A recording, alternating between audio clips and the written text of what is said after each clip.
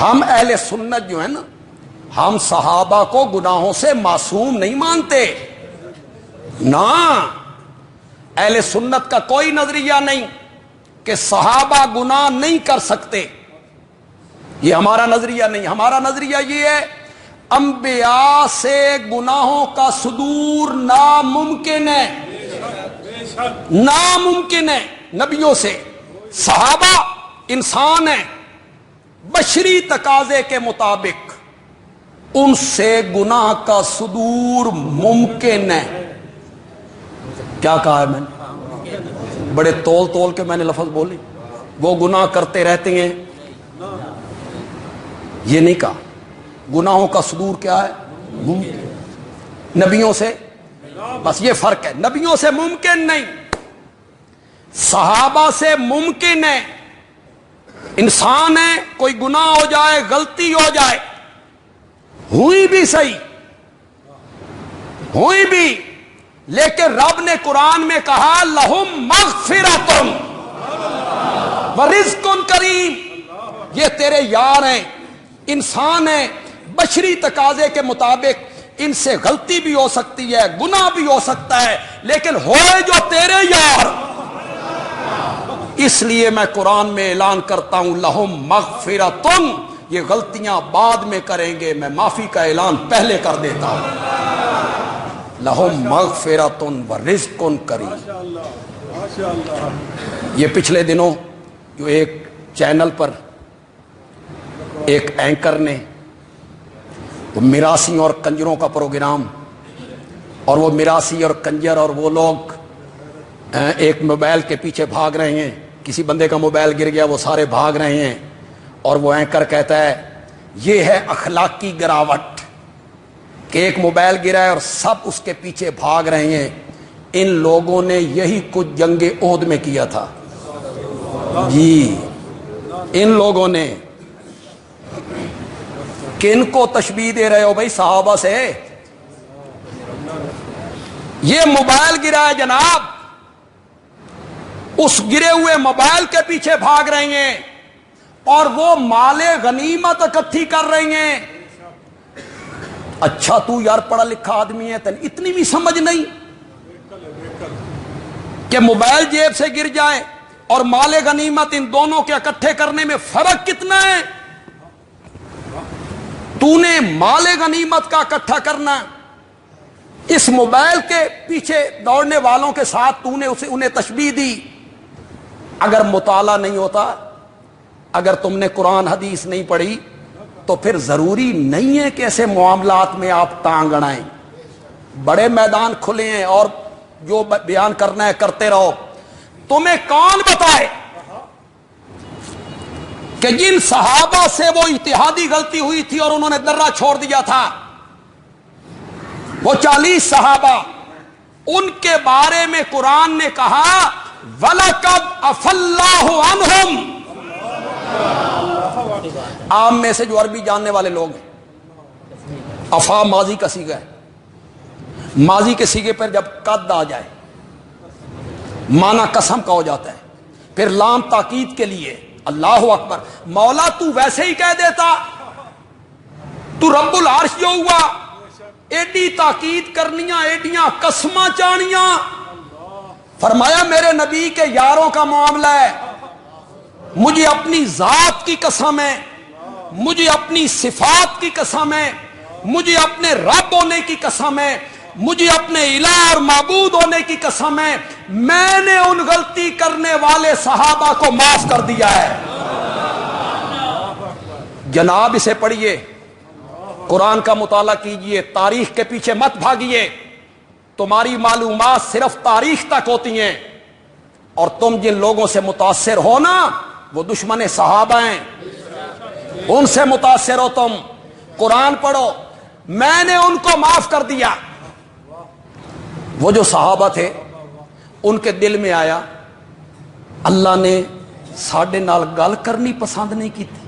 ان کو اسے تھوڑی جی غیریت ہے، اے جس طرح غیروں سے بات کرتے ہیں. میں نے ان کو معاف کر دیا.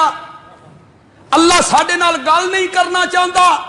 قرآن پھر بولا وَلَقَدْ عَفَا عَنْكُمْ، مجھے اپنی ذات کی قسم ہے میں نے تمہیں معاف کر دیا۔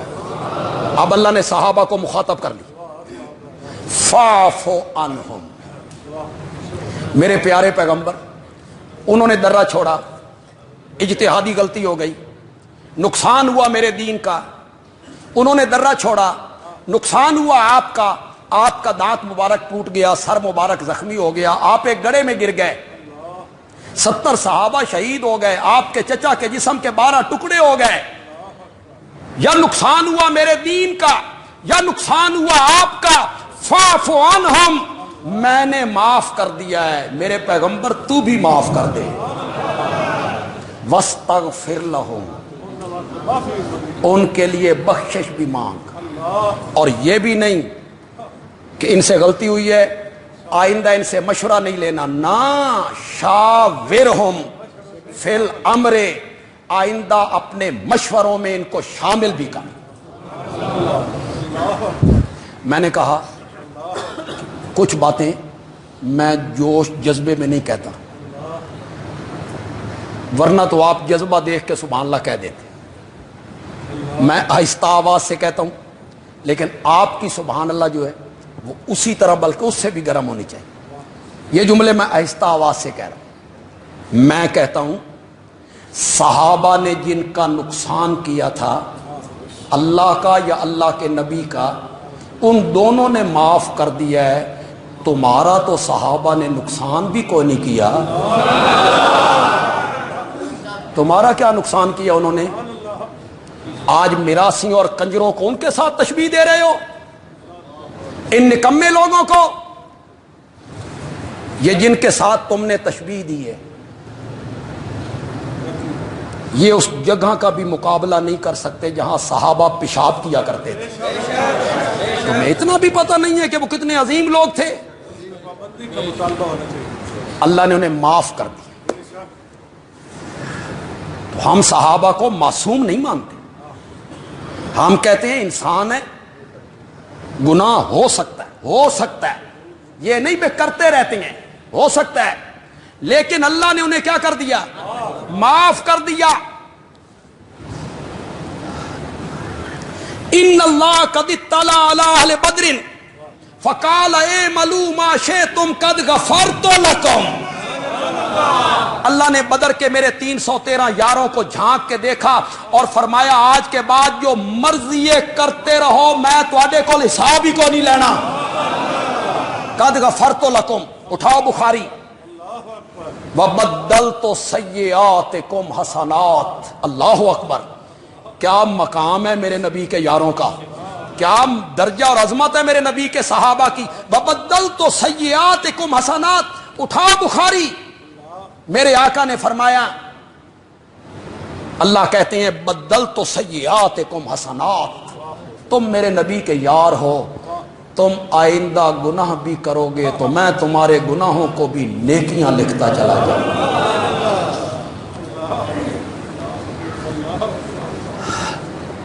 بندے حیران ہوتے ہیں، بندہ کرے گناہ اور لکھی جائیں نیکیاں، یہ کیسے ہو سکتا ہے؟ میں اسے سمجھاتا ہوں، آج میں چونکہ نئے لوگوں سے مخاطب ہوں، یہ میرا رومال ہے، یہ پلیت ہو گیا، اس کو نجاست لگ گئی، بالٹی میں پانی ہے، گھڑے میں، بالٹی میں محدود، میں نے اس کے اندر ڈالا، اندر ہی اندر مل دیا، پاک ہو گیا؟ نہیں، پانی بھی کیا ہو گیا؟ اس کی نجاست نے اس کو کیا کر دیا؟ پلیت۔ میں آیا دریا کے کنارے، میں آیا نہر کے کنارے، میں آیا سمندر کے کنارے، میں نے اس میں رومال ڈالا دریا میں، اندر ہی اندر مل دیا، نکالا، اس کی پلیتی نے سمندر کے پانی کو ناپاک کر دیا؟ سمندر کا پانی اسی طرح پاک رہا۔ میرا جملہ پسند آ جائے تو پھر اس طرح سبحان اللہ کہیں کہ مسجد گونج اٹھے، تیری اور میری نیکیوں کی مثال گھڑے کے پانی کی طرح ہے، اور صحابہ کی نیکیوں کی مثال سمندر کے پانی کی طرح ہے، اس میں کبھی گناہ آ بھی گیا اس گناہ نے ان کو خراب نہیں کیا. وَبَدَّلْتُ سَيِّئَاتِكُمْ حَسَنَاتٍ، میں نے تمہارے گناہوں کو بھی نیکیوں میں تبدیل کر کے رکھ دیا.